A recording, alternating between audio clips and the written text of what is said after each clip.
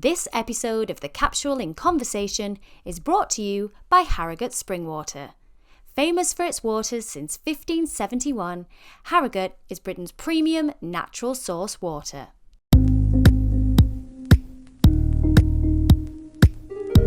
Hello everyone, you are listening to the Capsule in Conversation podcast. I'm Natalie Anderson and today I'm talking finding your power, feeling fabulous at 40 and fighting for female empowerment with actress and model Sarah Jayne Dunn. So sit back, relax and get ready to join us in our conversation.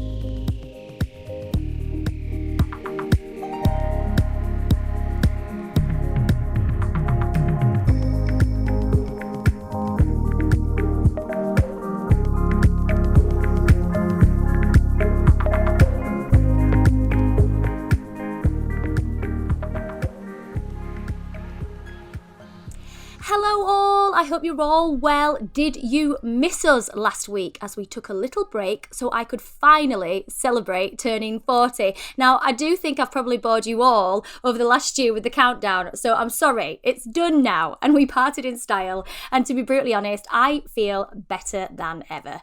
And my special guest today has also recently joined the 40 Club, hitting the milestone in September. She's a Hollyoaks stalwart who's played the role of Mandy Richardson for the last 2 decades, a model, an entrepreneur, and a very busy mum. It is the very fabulous Sarah Jayne Dunn. Hi, Sarah. Hi, how are you? Happy birthday. Thank you, and you as well. Thank you. Thank you so much for joining me today. It's such a pleasure. I mean, we've got so much to chat about, but going back to your birthday, did you have a wonderful one? Has it changed you at all? You know, how did you feel about it? I did. Do you know what? I actually was all right about turning 40, strangely enough. I remember when I was turning 30 and I sort of was like, oh, it's quite a big milestone. Whereas actually I was sort of really keen to get to 40. It sounds weird, but I feel like I've sort of, it's quite an empowering time. I feel like you sort of go, actually something happened when I turned 40 and I just went, I don't give a damn anymore.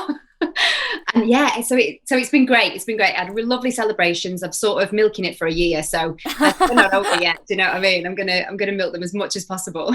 Oh, I'm totally with you. I agree with you completely. Like I feel for me, like if someone was to call me a girl now, I'd be really annoyed at them. I'm like, no. I'm definitely a woman. A woman. Yeah, I'm a woman now. And I remember a few years ago feeling a bit like, ooh, but I really think 40 is, you know, when you're really coming into your own womanhood, you've got the balls to say what you want to say. You kind of know who you are a little bit more. But the thing I did do is when everybody sent me a card and I opened it and it said 40 and I was like, oh, this is what they send old ladies. You know, when you actually see it on the card and it's always got a lovely verse and you think, oh, but you know what really hit me was I turned 40 and I was dead excited about it, and like I say, it's been brilliant. But I had a moment of realization where I went, oh, I've completed my 30s. I felt like I'd done a level. It was something like, I'm not 30 something anymore. Like that's done now. It's done and dusted. And it was a great decade for me. So I kind of feel like actually I did it and I did it well. And obviously I had my little boy and, you know, got married and did loads of really amazing life like milestone things in my life in my 30s. But yeah, I'm really excited for 40. This is how I feel. I feel like I've practiced everything.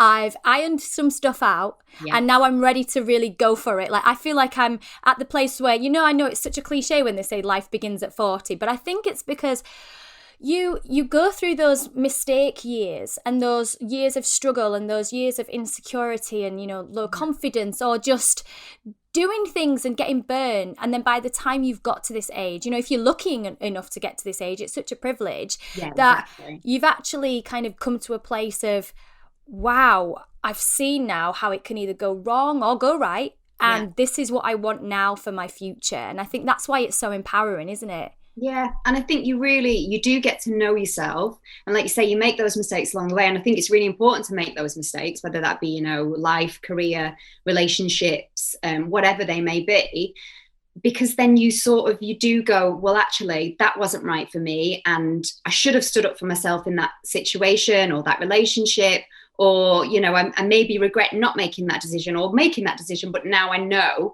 if something like that comes up again, you really know where you stand. And I think that is where you get that that power from, to sort of go, actually, I know who I am. I'm a woman now. I will not be like sort of put in my place. Like, I own me. And I think it is all about like owning who you are and having that confidence. And I do think, like you'd say, life starts at 40, and there's a reason for that saying. Obviously, all the women that have been here before us, and like you say, have been lucky enough, because that's the other thing. People go, oh, we're turning 40. I'm like, I'm so privileged to get older. Like, to get older and to have my health and to have my family and have lovely things in life. I think that's like a real privilege. And I think it's sort of a testament to yourself to go, actually, you know, you've done well to get to this position and feel happy and confident and excited for the next chapter. Totally, I totally agree with you. But I think we're very lucky, our generation of women, that so many brilliant women went before us. Because, you know, if you go back a few, you know, even 30 years, turning 40, 30 years ago wasn't what it is now. And thanks, you know, to those trailblazing women, you know, the Madonnas of the world, who've really put themselves out there and kind of changed the narrative really about women aging, Kylie and people, you know, like that kind of, that really said, no, actually, I'm not going to be put in a box, and I'm not going to be told what I can and can't do. And aging is an amazing thing, and therefore we need to be represented. Women on screen need to be represented. I mean, you and I were both in the same industry. If we'd have been thinking about, you know, turning 40 when I was in my early 20s, I would have thought, that's it, we're done now. And like we said, we're just getting going, but things have really changed, haven't they, over the last few decades? Yeah, definitely. And I think it's one of those things where you go, who's made those rules? Like, rules are there to be broken. And if you sort of go, right, okay, well, you know, you get to 40 and you can't have a career anymore, or you can't, like you say, be in our industry and do well anymore, or you can't wear that short skirt, or you know, you can't wear that makeup, or that you can't go to that party because you're a bit too old now. Like, who's put those rules in place? Like, it's ridiculous. And like you say, there's trailblazers, like even like Helen Mirren, who's even like the next generation on, is an absolute goddess. And I just think those women, like you say, are up there, and I feel like privileged to be behind them going, okay, right, let's continue this and let's empower women even more. And I think it's a really important time, because I think a lot of women are going, no, actually, no, it's our time to be amazing and to really like shine our light, shine our beacon, and go, no, you know, who said no, that we can't do that? Like, we totally can. And I think it's like I say, it's time to sort of own it and really get out there. I mean, and I love seeing you own it, because I mean, you know, I'm all over your Instagram and I love it.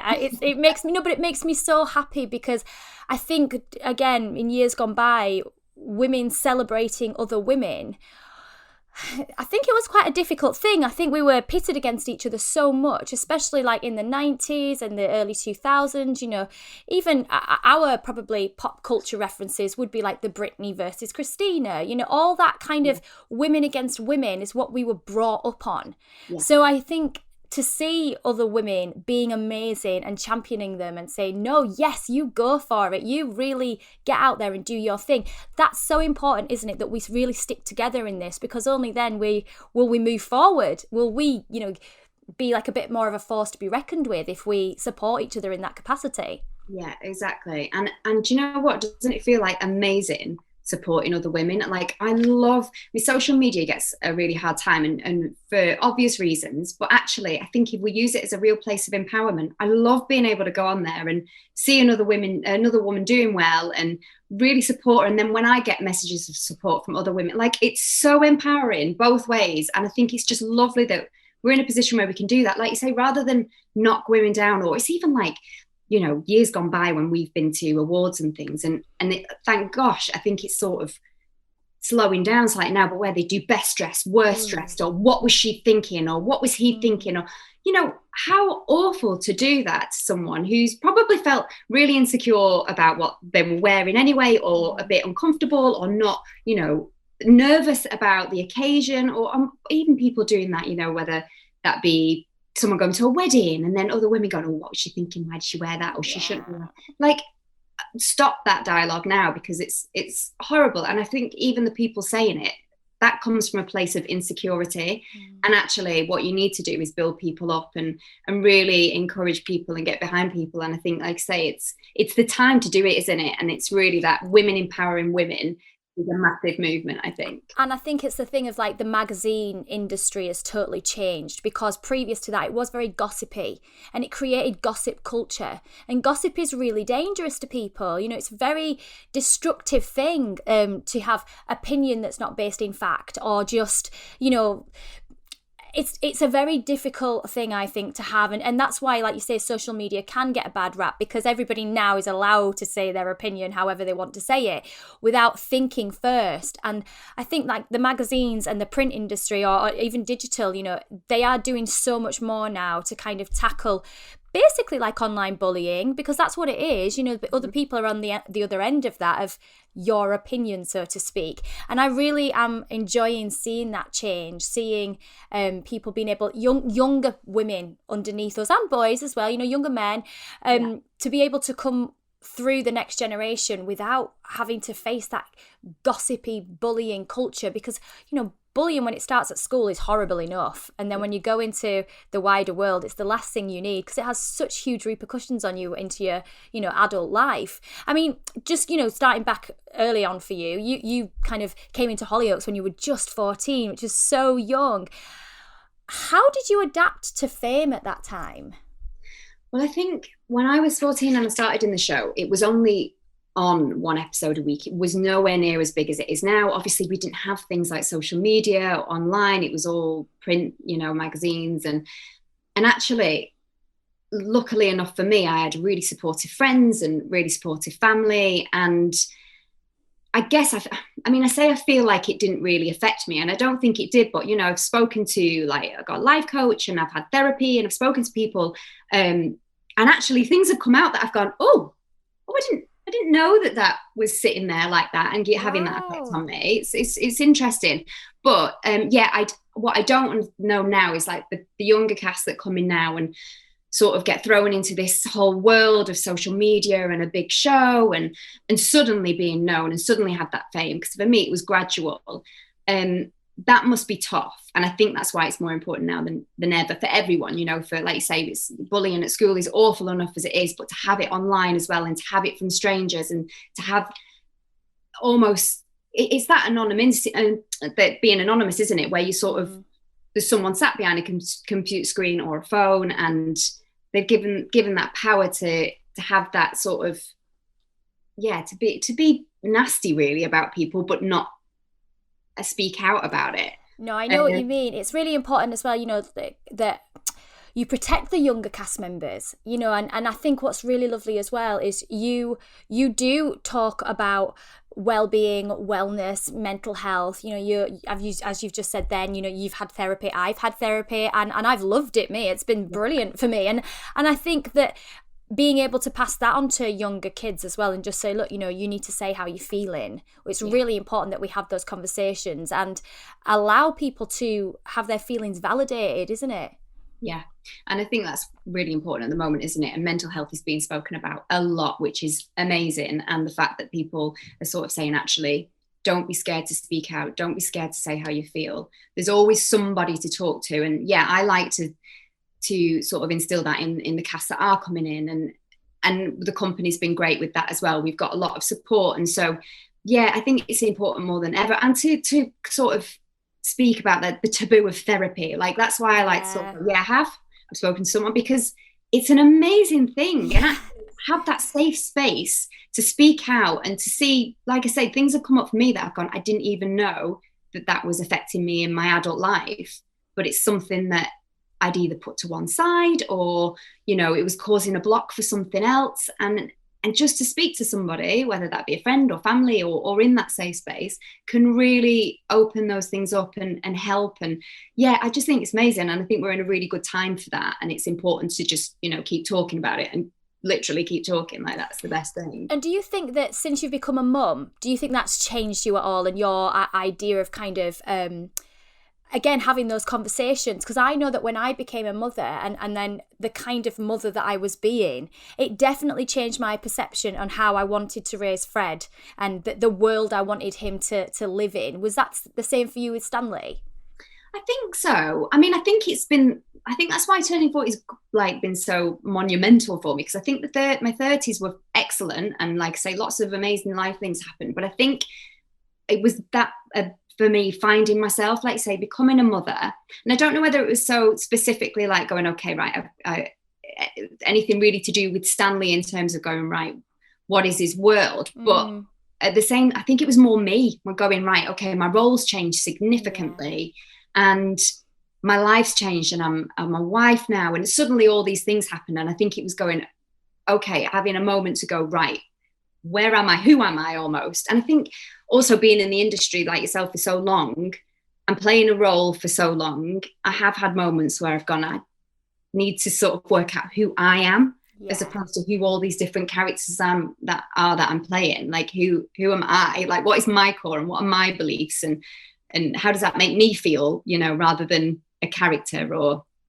And what do you think some of the things you've learned about yourself are then? You know, what would you say kind of like, for example, how do you find confidence? How do you know, like, what is important to you? How have you gone about that? Because I think about that sometimes and I go kind of, you know, well, who am I? And then you get back to basics. And I know, like, I love to be outdoors, and that's really important to me. And fashion's really important to me. I don't need to follow the trends or anything, but these are things that I really enjoy. And, you know, even my running, I love that, but I don't need to do it all the time, but it's still something that I love. Do you think it's just that giving yourself time that has allowed you to find out more about yourself? Yeah, and you know what, actually lockdown was a lot of that. I don't know how you felt in lockdown, but I found it really difficult. And I think it was the fact that I had to stop. I was forced to stop and not do anything and not see anyone. And my life has revolved around being go, work, life, business. And like say the last sort of 10 years, it's been nonstop and it's been amazing. I wouldn't change it for the world, but I literally was forced to sit and think and process. And I think everything suddenly just hit me at once. And I'm so, like I say, I'm so used to being busy. I think sitting down, I just went, oh my goodness, like, what do I do if I don't do anything? Yeah.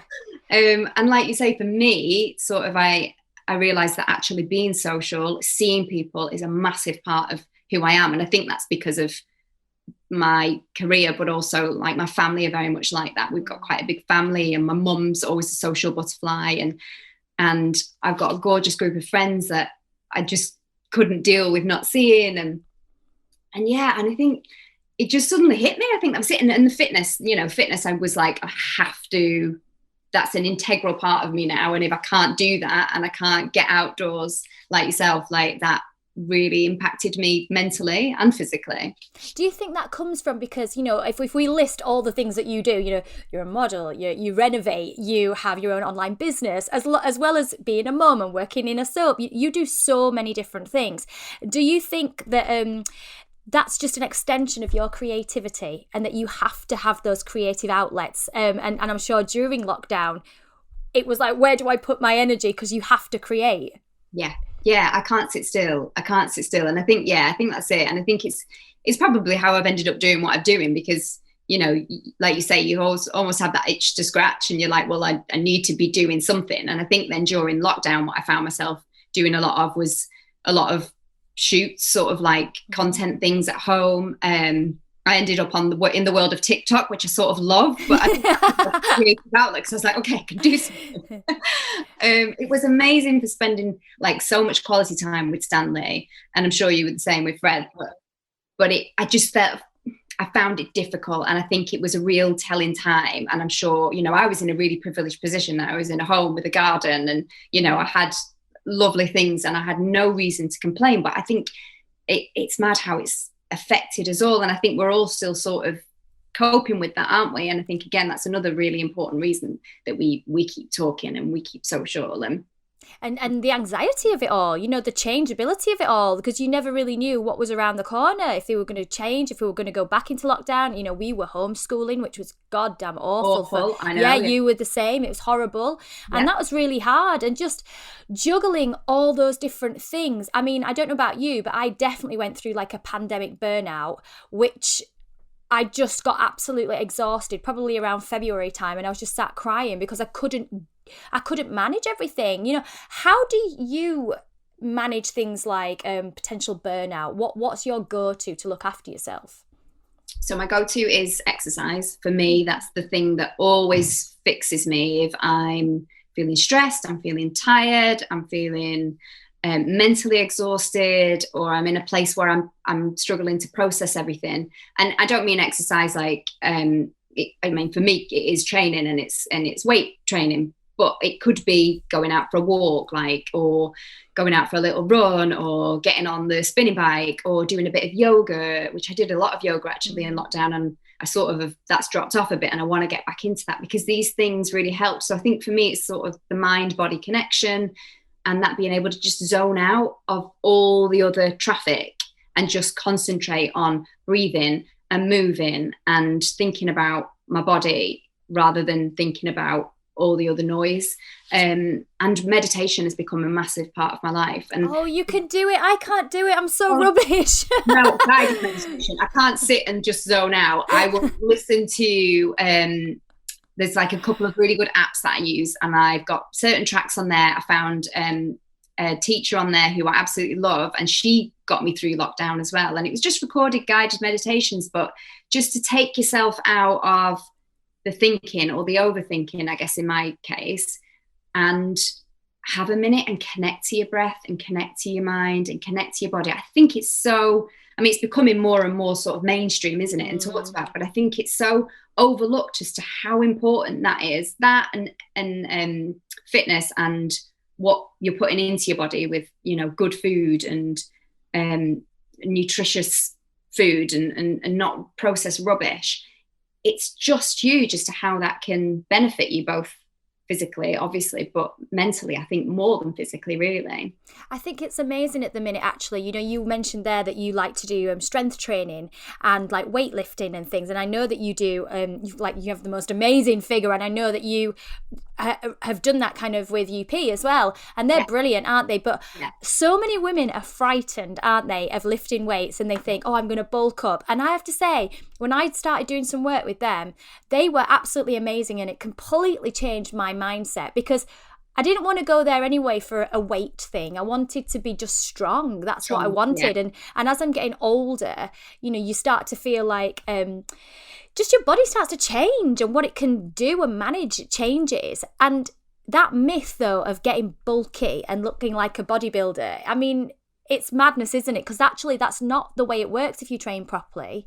Yeah, I mean, it's sort of the opposite of anything. You sort of get lean because your body's using fuel in the right way. You can eat more food and more healthy food, and the more you train, like the sort of, for me, what I found with training with the UP, and I love my food, I eat a lot anyway, but I was just like, oh my God, I can have more. Like, I can eat more of this, and it was just amazing. And yeah, it is the opposite. And there's so many myths, isn't there? Because I think people just go, okay, right, to lose weight, and to get healthy, I need to basically not eat very much and do lots and lots of running or HIIT exercise. Or not, there's anything, you know, wrong with those types of exercise. I think any way of moving your body and anything that works for you is amazing.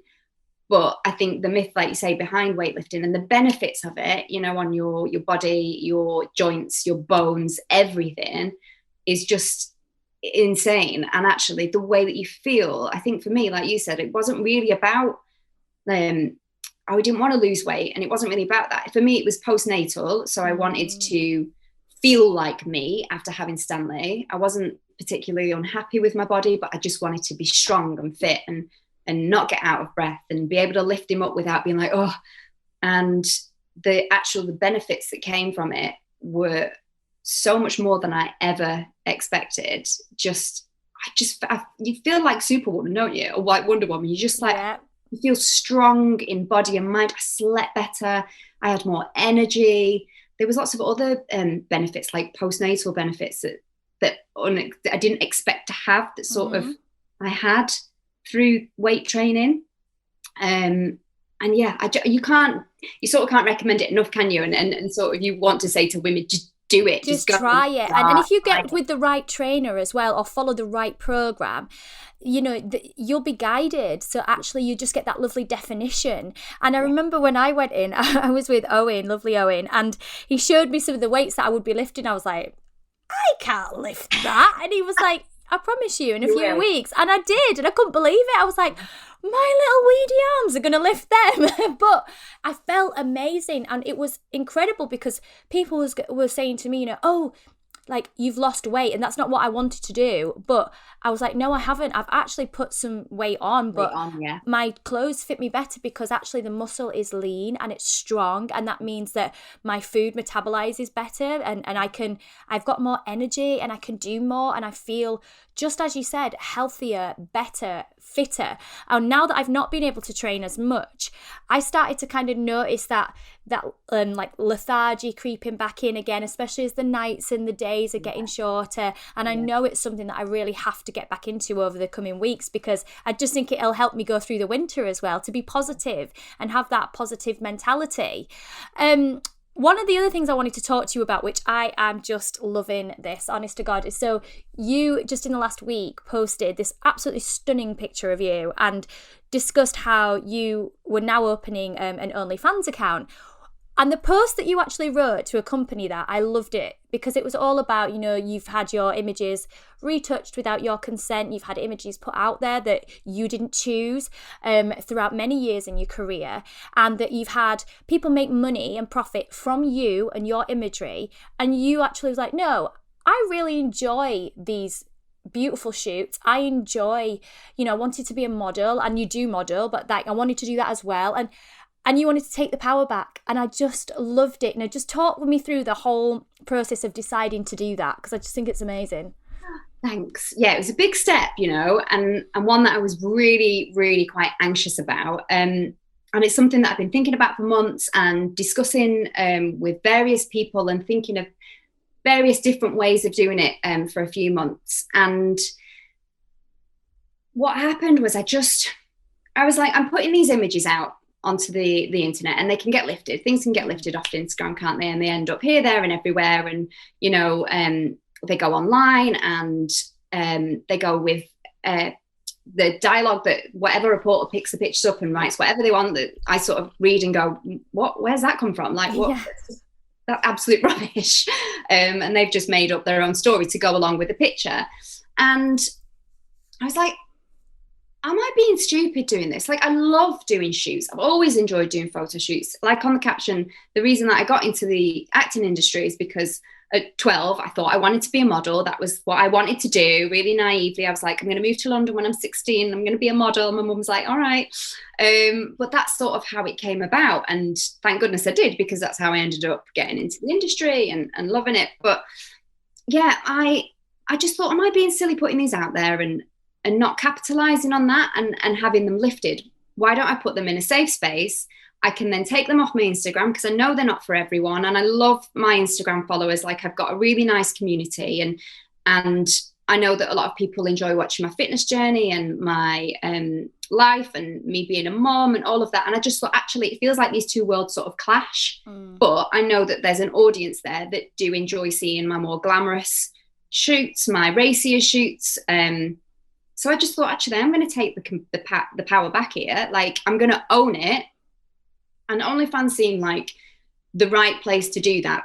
I mean, it gets such a stigma. And actually, when I first considered it, I was like, no way, absolutely no way. Because it's, it's all like really naughty stuff on there. And actually, when you look at it, it's not at all. Like, I think it's got the reputation for that, because there is a lot of that sort of content on there. And that's why it's an over 18 only site, because that content exists. But also there's yoga teachers on there. There's musicians on there.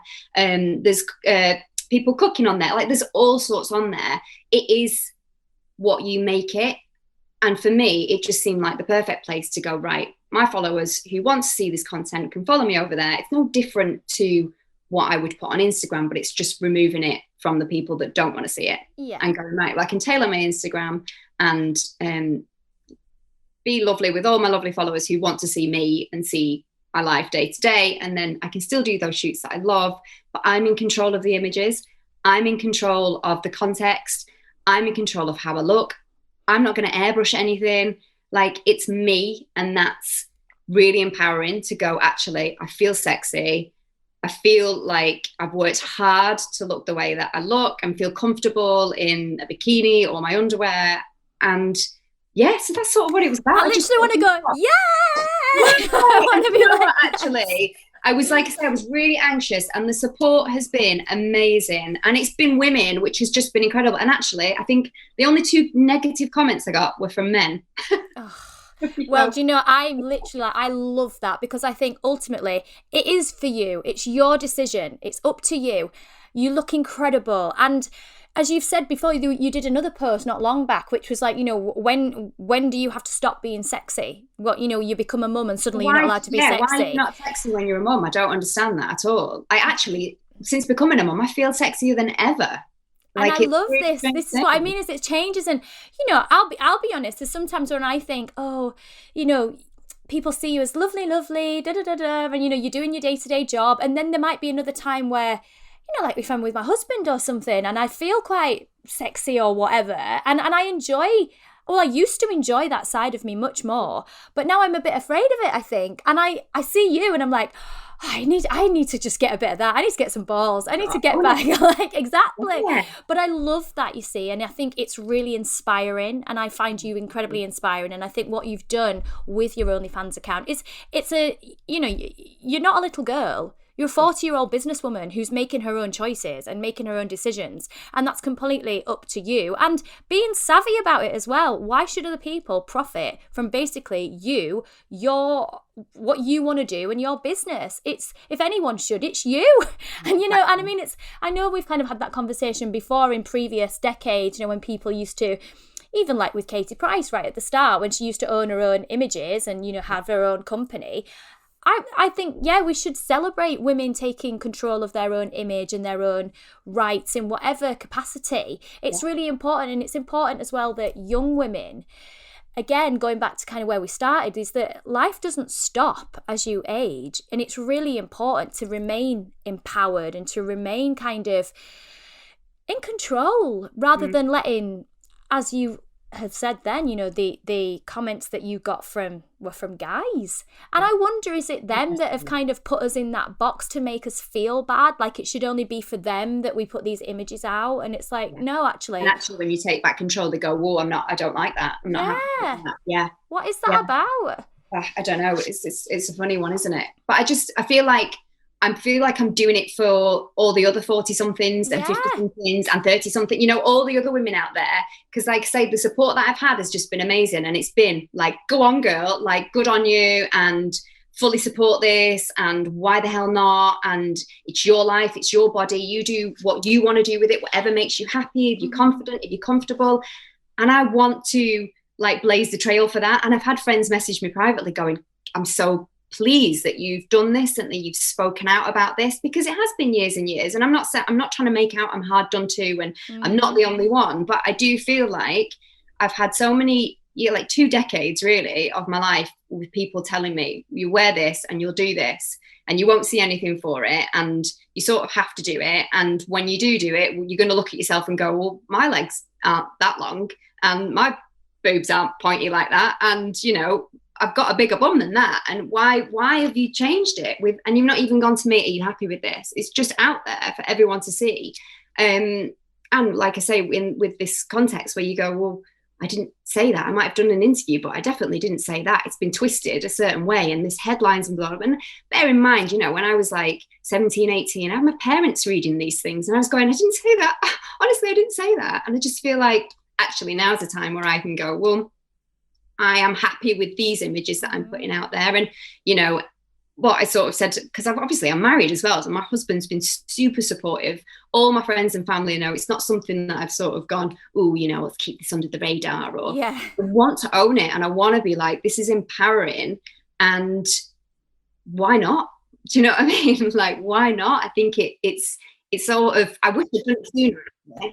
I think it's really important. And I think actually, you know, it is important that we have women like you who are brave enough to kind of blaze the trail and in a similar but a bit different way. When I started my work with the capsule, it was because I'd struggled so much with anxiety privately, and for the best part of, again, same, like nearly 2 decades, being in the industry and shutting my mouth and not saying anything for fear of being, I won't be employed because I'll be a liability or something. Do you know what I mean? And then as I've got older, I've felt like I've been carrying around this like shameful thing that I shouldn't talk about. And then the minute I spoke about it, the amount of support that came my way and people just saying, oh my God, I'm so pleased that you've actually opened this conversation because I feel like this.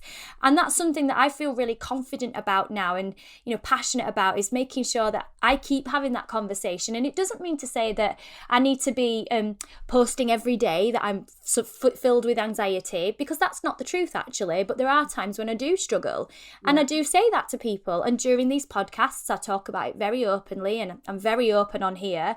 And I think it is important that if there's something that you feel really passionate about and that you've maybe even struggled with or had an issue with or that you've been unhappy with, that you do take the power back and you go, no. And whereas now I can have an interview with anybody and just say, oh yeah, I really struggled with anxiety. It was terrible. And I had medication at one point. And I would never in a million years have discussed that even 4 or 5 years ago. But I feel so much freer now. And that must be the same for you, like feeling freer and going, I have complete ownership of this.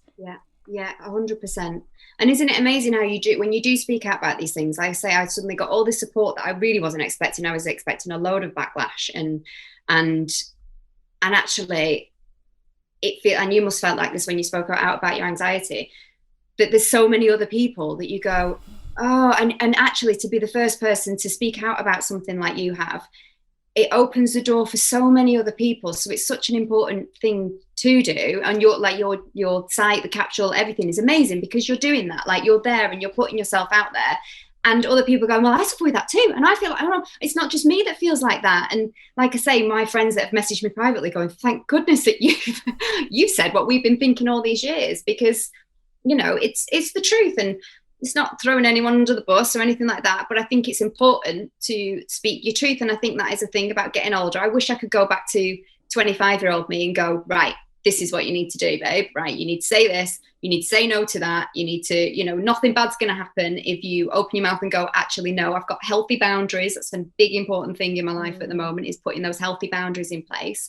And I think if we can do that and we can speak out with the platform that we've got, then it will help so many other people, hopefully, to go, oh, actually, you know, I could speak out too, or it's okay to say no to something that I don't feel comfortable with or I don't want to do, and it's not the end of the world, you know. So yeah, I think it's important. And again, that's a good thing about social media, isn't it, that you can sort of spread the word and speak openly about these things. Absolutely. And it's the same, like you said before, you know, like I'm not gonna have my pictures airbrushed. I love that as well, like that, the whole body positivity movement of owning who you are in that capacity as well, because again, we're kids that came from the 90s era, which was just hellish for, you know, body image and what you felt like and what you looked like and how you were scrutinized. And crikey, I mean, to have now role models actually being authentic and truthful and real is so important. Going back to Hollyoaks now, so you've been in the show nearly 2 decades on and off, because you have had a break. You know, you've been on the stage as well, you've been in film, you're in The Dark Knight, you've got like amazing things that you've done in your career.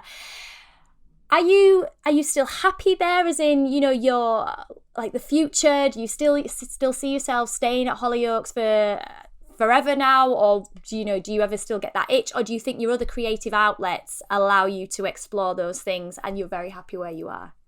Yeah, well, welcome, by the way. Oh yeah. Hopefully I'll see you around. Hopefully we'll have some stuff together. Yes, I mean, I think I've sort of ticked the box for me of doing other bits and pieces, because I, like you say, Hollyoaks, it's been 25 years since I started, and I did 10 years solid. I left and I went and did other things to see if being an actress was actually what I wanted and being in the industry. And it was, and I loved it. And I did theatre and I did film and I did other bits of TV, and went back to Hollyoaks a couple of times. And then in the gap, the biggest gap away from the show was when I had Stanley, and then went back. So I've been back 4 years now. And yeah, do you know what? It feels like home, because I think because I know the character so well, because I've played it for so long, I can play it without thinking about it.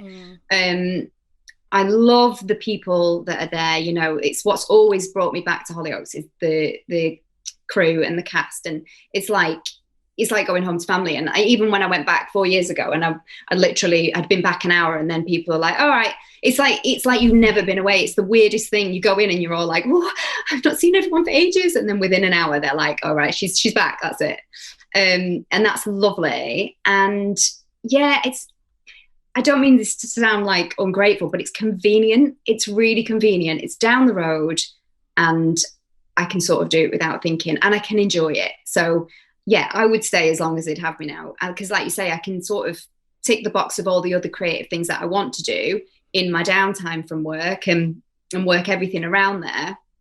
But I can still go and have this nice job where I enjoy, and I can have the creative outlet of my acting by going and because I mean, it's not like she's had an easy ride of it. I mean, you've literally like been up and down and round, and and I know how exhausting that can be on a soap schedule. It's really, really tough, and I don't think anyone realizes until you're actually in it. And you always speak to new people, don't you? And how are you finding it? Well, it wasn't quite what I thought it was going to be. It's like, yeah, welcome to it. Yeah, welcome to the club. It's totally different to anything else. Is that that kind of rapid soap schedule? And like you say, you're constantly challenged. There's so much still for her and for your family and your storylines, and then having these other creative outlets. I wanted to talk to you though before we finish up about traveling, because that's something else that you really love. Tell me a bit more about that and your online business as well, information.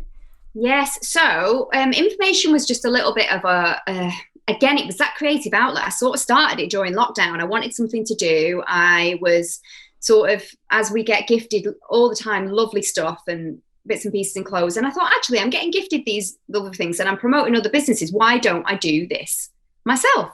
And so I thought I'd create a little website. I thought I could pop a bit of a blog on there. I could pop clothes on there. I could put some of my shoots on there. I could do some tutorials. It's actually not been as populated as I would like it to be, because life then picked up again and I ended up being busy. And I don't know how you keep on top of your website all the time, because that's a full-time job in itself. It is.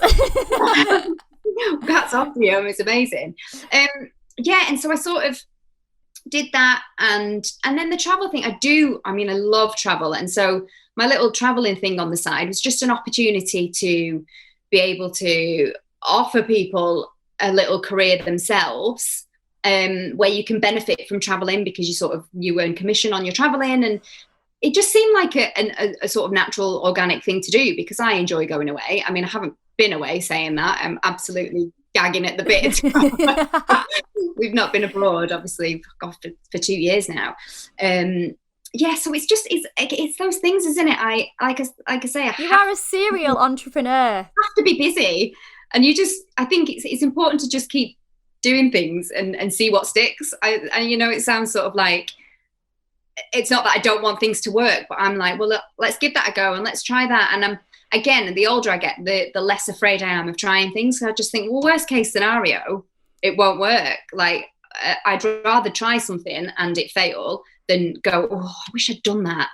Or, and that's the same with the OnlyFans. Like I say, I wish now I'd started this sooner, because actually I'm really enjoying it. It's successful. I've got lovely followers. It's actually a really lovely community on there. Everyone's really supportive. And I just think, why didn't I do that sooner? So I'm glad I've done it, because I think otherwise I would have been forever going, what if? Oh, I just love it. I love your optimism. I love how you'll take an opportunity and grab it with both hands. And I think it's really empowering. As we said at the beginning, it's really important that, we have role models that aren't afraid and just go, okay, I'm going to try it. And, failure, if in whatever capacity that might be, I always just think failure was such a dirty word, but it's not. You give things a go. If it works, it does it, great. If it doesn't, you learn, you move on. It's just a stepping stone to success, always. And I think it's really important to see people going out there, trying it, giving it a go, blazing your trail. And I have absolutely loved chatting to you today. You've been absolutely brilliant, and I'm sure everybody else has as well. You just brought the joy, and it's like Halloween today, and it doesn't feel spooky or Halloween. It just feels lovely. Just before we finish up, because I can't believe so it's gone so quick already. I'm asking all of my guests this series on the capsule, what would be their product or practice that they would highly recommend? Wellness practice. Oh yes. I'm going to say, for me, it has to be weight training, exercise. That's my thing, and that's the thing that, like we were talking about before. I think it's more than physical. It's empowering. It makes you feel strong, and it makes you just feel mentally amazing because you can see what your body is capable of. So yeah. Oh, I love that. Oh, that's a brilliant one. I really, really love that. We've run out of time anyway, as I said, but thank you so much for being with me. It's been amazing to have you. I hope you guys at home have enjoyed our conversation and have enjoyed being back with us. With any luck, we've given you some respite after the madness of Trick or Treat. You can see Sarah playing Mandy in Hollyoaks weekdays on Channel 4 at 7 p.m. and on E4's First Look at 6:30 p.m. on weekdays too. You can also catch up with all of Sarah's other amazing ventures over at her Instagram at Sarah Jayne Dunn. For more wellbeing, fashion and beauty, you can visit us at our website www.thecapsule.co.uk, where you can also catch up with our previous podcast episodes by visiting the In Conversation page and subscribing to any of our podcast channels and YouTube. As always, it will be lovely to hear your thoughts on the series so far, so please feel free to leave your rates and reviews. Get those reviews in, guys, please. If you're a social butterfly, you can also catch us on Instagram and Facebook at Official Capsule. As always, I will be back next week with another very special guest, but all that's left for us to say today is goodbye. So it's goodbye from Sarah. Bye, thank you. And goodbye from me. This episode of The Capsule in Conversation was brought to you by Harrogate Spring Water. Bottled at source, Harrogate Spring offers a pure, refreshing taste with a delicate blend of naturally occurring minerals and electrolytes, perfect for healthy hydration.